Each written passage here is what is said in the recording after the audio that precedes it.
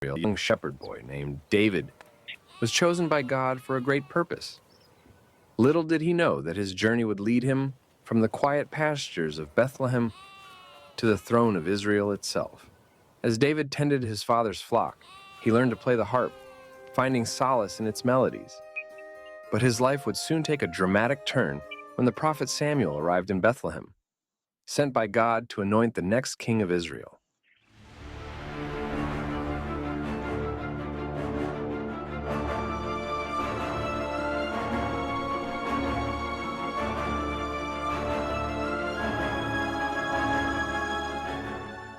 How long will you mourn for Saul, seeing I have rejected him from reigning over Israel? Fill your horn with oil and go. I am sending you to Jesse the Bethlehemite, for I have provided myself a king among his sons. How can I go? If Saul hears it, he will kill me. Take a heifer with you, and say, I have come to sacrifice to the Lord.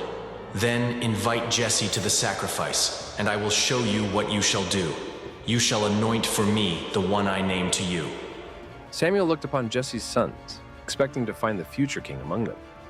But God's choice was not the eldest, nor the strongest. It was David, the youngest and most humble of them all. Do not look on his appearance or on the height of his stature, because I have rejected him.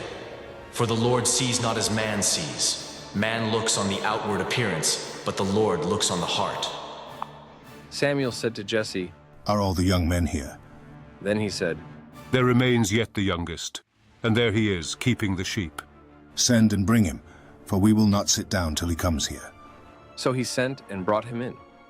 Now he was ruddy, with bright eyes and good looking. And the Lord said, Arise, anoint him, for this is the one. Then Samuel took the oil and anointed him in the midst of his brothers. And the Spirit of the Lord came upon David from that day forward. David's anointing marked the beginning of his journey. He returned to the fields, unaware of the destiny that awaited him. Now, Saul, the king, was troubled by an evil spirit sent by the Lord. His servants suggested finding someone who could play the harp to soothe him. One servant knew of David, a skillful musician, and brought him before the king.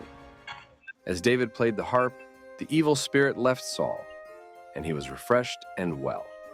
So pleased was Saul with David's playing that he made him his armor-bearer. Years passed, and David's faith was tested when the mighty Philistine warrior Goliath challenged the armies of Israel. Why